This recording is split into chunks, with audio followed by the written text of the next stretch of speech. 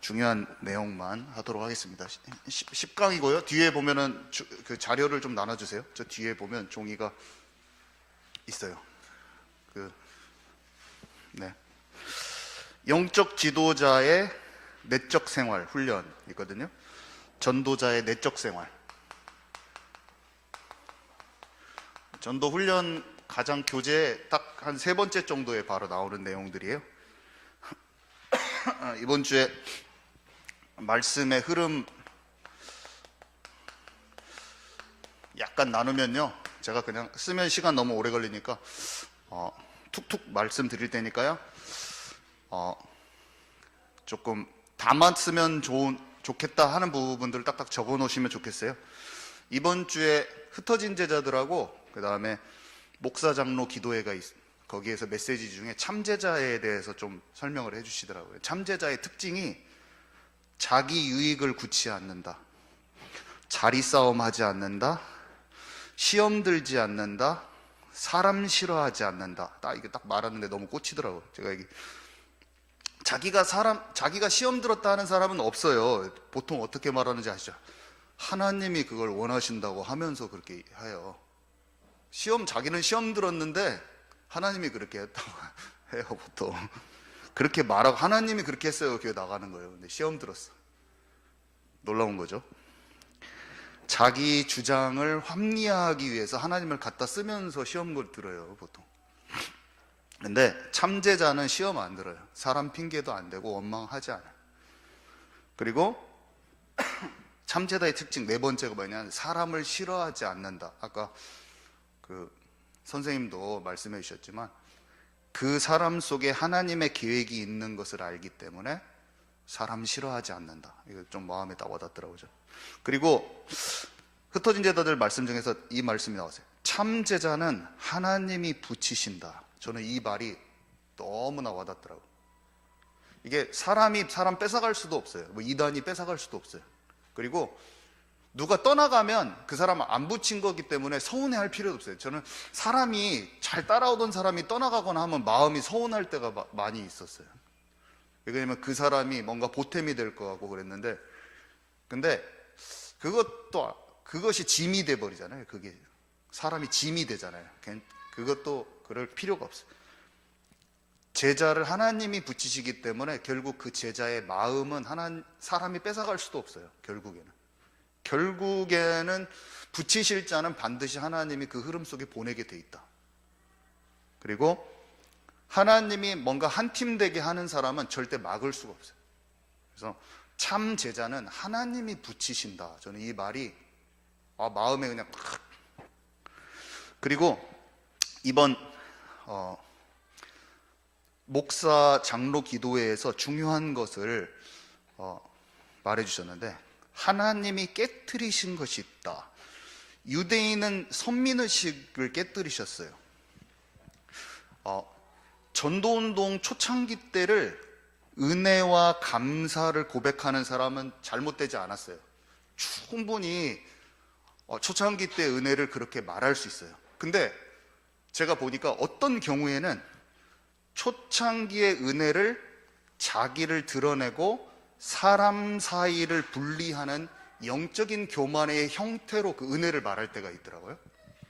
이거는 교만이에요. 똑같은 것을 얘기했는데, 똑같은 은혜를 얘기했는데 그 안에 자기의 동기가 끼잖아요. 그러면 같은 은혜를 가지고 그 사람 사이를 딱 갈라버려요. 갈라치기를 딱 합니다. 선민주의, 치유받지 못한 우월감 분명히 있어요. 이거는 은혜를 받은 거하고 달라요. 자, 목사님은 이렇게 말씀해 주시죠. 우리 목사님은 고넬료 집에 가는 그 비밀은 영적인 편견과 선입견이 무너질 때라고. 이거 선민주의예요. 이것도 선민주의를 하나님은 유대인에게서 깨트리셨다. 이걸 목사 장로의 전체 개혁교단 목회자와 장로회한테 지금 그 얘기를 바로 선포하는, 우리가 지금 잘 담아야 돼요. 이거는 유대인의 선민주의라고 생각하고 있는 사람은 계속 치유가 안 돼요. 선민주의를 나에게서 깨트려야 되는 거예요. 유대인의 선민주의를 깨트리지 마시고 내게 와 있는 선민주의를 깨트려야 되는 거예요. 그 다음에 제도와 의식에서 나오라 이 말했거든요. 6년 전 유 목사님, 오늘 21가지 21가지에 대해서 목사님 전하셨는데 6년 전 유튜브 메시지를 우연히 제가 코로나로 아프면서 집에서 이제 유튜브를 보다가 이제 메시지를 듣는데 이렇게 얘기하더라고요. 어떤 사람들은 복음 편지만 해야 된다는 사람이 있대요. 그렇게 하지 말라. 구원의 길만 해야 된다고 하는 사람이 있다. 극단으로 자꾸 간다는 거예요. 제 말을 잘 들으세요. 삼중진만 말해야 된다는 사람이 있다는 거예요. 그러면서 심지어는 다른 곳에는 구원이 없다고 말하는 사역자가 있다고. 제가 그 말씀에 내용대로 그대로 얘기한 거예요. 그냥 제 첨가도 안 하고. 그러면서 이것만 써야 한다는 것을 버리라 이렇게 훈련해서 나왔어요. 그렇게 하면 안 돼요. 그게 제도와 의식에서 나오라는 거예요. 근데 극단으로 가면 안 되잖아요. 그러면 교재와 이런 것들을 또 다 안 쓰고 막 잘못됐다고 하는 사람이 있어. 그것은 극단이에요. 그죠? 극단은 뭐냐면 한쪽 극단을 주의해야 돼요. 좋은 방향성과 지침을 딱 가지라는 것이지 모든 것이 되라는 말이 아니라는 거지. 좋은 것을 취할 줄 알아야 되잖아요. 그죠? 밸런스를 꼭 잘 잡으시라. 그 다음에 나의 색깔을 전하지 말라. 이게 중요한 것 같아요. 오직 그리스도 구원에 대한 감사와 기쁨이 딱 전달이 돼야 되는데 이 사람은 안 그랬지만 듣는 사람이, 받아들이는 사람의 입장에서 볼 때는 그 교회 나오라는 것에 더 관심이 돼 있거나 아니면 어떤 특정한 사람을 따라야 된다고 돼 있거나, 만약 그 사람 듣는 사람 입장에서 어떻게 돼야 되냐면, 나한테 말을 들었는데 복음 때문에 너무 좋은 것이 전달돼야 돼요. 예수님 때문에 진짜 감사한 것이 전달이 돼야 돼요. 다른 색깔을 전달하면 안 돼요, 절대로. 예수 그리스도가 딱 전달돼야 돼요. 이번 주의 말씀의 흐름이죠. 자, 그러면 오늘 본론의 내용을 보는데, 이번 주에는 이 말씀이 중간에 나오더라고요. 30년 전도 훈련을 받았어도 자기가 주인이 되면 이렇게 합니다. 첫 번째로, 장로는 시험을 들어서 교회를 나갑니다. 둘째로, 목사는 교회를 어렵게 만듭니다. 토요 메시지에 어저께 말씀하신 건데, 내가 주인 돼서 좌지우지하고 움켜쥐면, 내가 주인 되면은 항상 두 가지 현상이 다 일어나요. 마음에 너무나 꽂혀 들어오더라고요, 이 말이. 치유가, 그 말만 들어도 내 마음이 치유가 되더라고요. 나는 내 마음대로 좌지우지하지 않는, 내가 주인 돼서 하는 사람이 안 되어야겠다. 내 속에 남아있는 거 치유받아야겠다. 이런 생각이 말씀을 들으면서 받았습니다. 그러면서 첫 번째, 하나님을 향한 중심이죠. 사람은 외모를 보나 하나님은 중심을 보십니다. 첫 번째. 두 번째, 다니엘은 뜻을 정하여 자신을 영적으로 더럽히는 것을 작은 것도 하지 않았어요. 깨끗한 중심이라고 하면서 지금 다니엘서 1장 8절이 나와 있는데, 그러니까 술, 담배를, 예수 믿고도 술, 담배 하는 사람들이 많이 있잖아요. 중독과 즐기는 것의 기준이 뭡니까? 어떤 사람이 주식을 계속 주식 얘기하면 중독이냐 투자냐 계속, 도대체 뭔가요? 그거 쉬워요. 내 마음이 자꾸 글로 뺏기냐 안 뺏기냐 그거를 보면 돼. 내가 이거를 즐기는 수준에서 있냐 아니면 중독됐느냐는 뭘 아냐면, 그곳에 그게 없으면 안 돼, 절대로. 그러면서 그곳에 자꾸 뺏겨, 마음이. 그러면 내가 아무리 다른 사람을 한테 우겨가지고 그 사람을 말로 이겨먹어도 나는 중독 상태야. 이거 나 진짜 중독 아니여. 그 사람한테 아무리 말해도, 사람을 이겨먹었어도 내면은 중독 상태야. 잘 보면 돼요. 미디어나 운동이나 스포츠도 마찬가지예요. 아무리 다른 사람 말로 이겨먹어도 자꾸 내가 하나님께 집중되는 상태를 방해하면 법적인 죄는 아닌데 마음이 뺏기는 상태예요.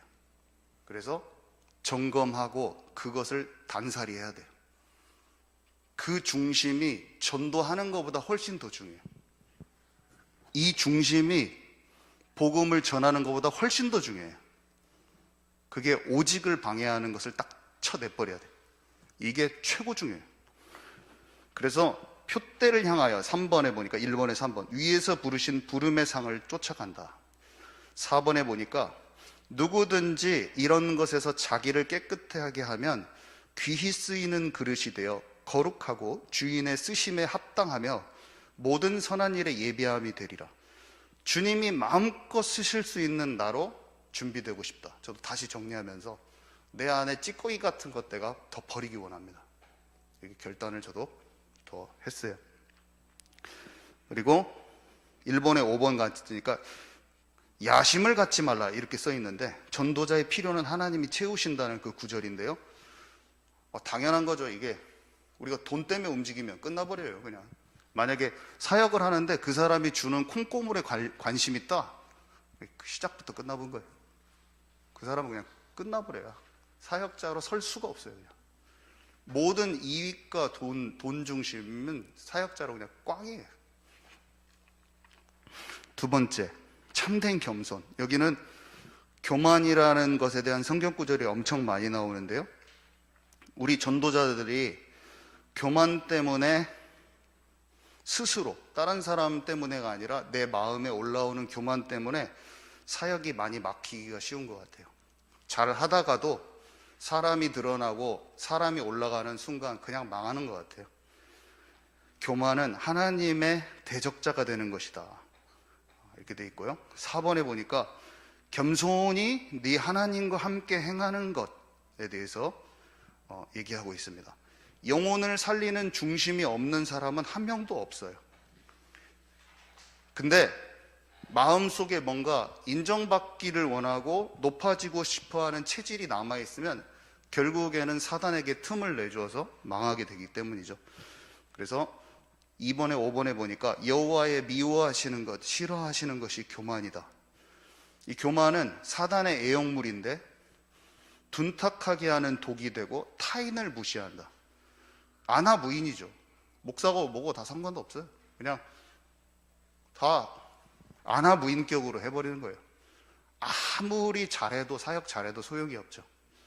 이런 교만함이 우리 자신 안에서 발견되어야 돼요. 사실은 창세기 3장 문제가 내가 하나님 되는 거잖아요. 그래서 내 안에 이런 게 있더라고요. 저는 진짜 주님 앞에 겸손히 치유받지 않으면 언제든지 넘어지기가 쉽더라고요.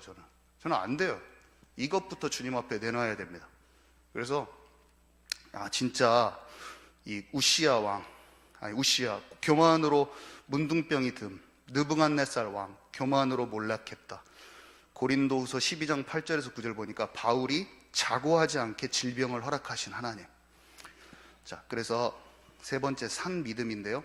히브리서 11장 6절에 믿음이 없이는 하나님을 기쁘시게 하지 못하나니 하나님께 나아가는 자는 반드시 그가 계신 것과 또한 그가 자기를 찾는 자들에게 상 주시는 이심을 믿어야 할지니라.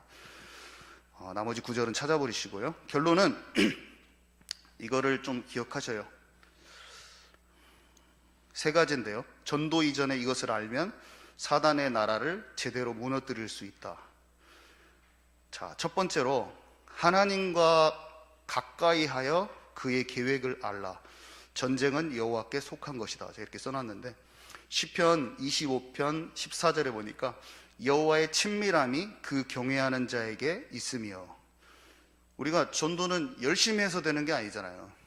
인생에 하나님이 이끄시는 세밀한 인도함을 받아서 진짜 인생을 두고 증인이 되는 것이기 때문에 절대 막 전도를 막 해서 되지도 않더라고요. 절대 되지도 않아요. 생명 살아나지도 않고 그냥 주님이 진짜 원하시는 걸음걸음을 이렇게 경험해 가는 거죠.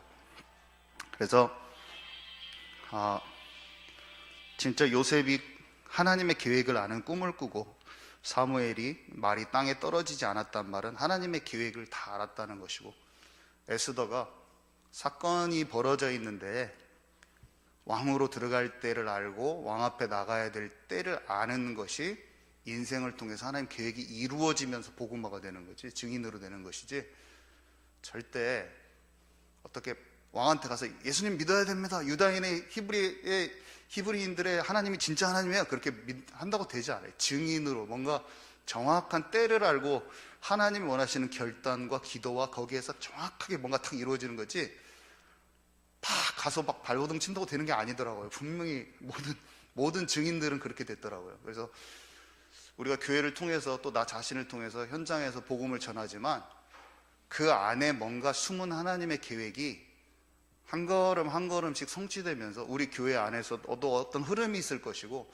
현장과 연결되는 어떤 흐름이 있을 것이고, 뭔가 이 지역을 향한 하나님의 어떤 계획과 뭐 그런 속에서 그것들을 매듭을 하나씩 하나님이 원하시는 형태로 딱 풀어나가는 뭔가가 있어야 되는 것이지, 그래서 지금 이때 원하시는 게 교회의 원네스다, 그럼 그게 가장 먼저 첫 수순이지, 뭐 가서 막 뒤집고 이런 것도 답이 아니고, 오늘 내게 주어진 그걸 딱 그쪽을 먼저 디뎌야 되는구나, 좀 이런 게 좀, 이거를 해야 되는구나, 이런 생각이 듭니다. 두 번째는 전도 이전에 뭐를 알면 또 사단의 나라를 제대로 무너뜨릴 수 있냐면요, 자신의 위치와 역할이에요. 여호수아를 이번 주에 이상하게 여호수아를 계속 하나님이 저한테 들여다봐, 이거는 계시요, 계시 정도의 수준이에요. 계속 이거를 뜯어보더라고 해가지고 제가 3번이나 마음속에 울림이 있어서 봤더니 여호수아가 40년간 부교육자를 했더라고요. 그리고 나이도 모세랑 차이도 얼마 안 나고 120살에 모세가 죽었을 때 그 이후에 여호수아는 리더를 딱 16년간을 하는데, 다 늙어가지고 16년간 하면서 가나안 정복전쟁을 딱 16년간 하고 죽어요, 110세 때. 근데 제가 보니까 여호수아는 40년 동안 성실하고 충실하고 자기의 모든 헌신을 그 자리에서 하고, 맨 마지막에 그 특이한 그 정복전쟁의 리더십을 짧은 시간 동안에 발휘하는 게 그 사람의 몫이었더라고요. 좀 큰 어떤 것을 제가 받았어요. 이거구나. 이거다, 이거.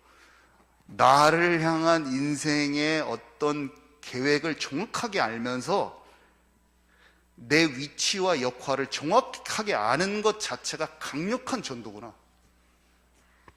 그것보다 더 앞서도 안 되고 그 포지션보다 더 뒤쳐도 안 돼. 거기에 정확히 있어야 돼. 그것을 하면 가장 빛이 나는 것을 딱 해요. 이거다, 이거. 그래서 하나님 나한테 이걸 보라고 하는구나. 너무나 이게 세게 말씀하셨어요. 계시로 받았어요, 계시로. 참 놀랍죠.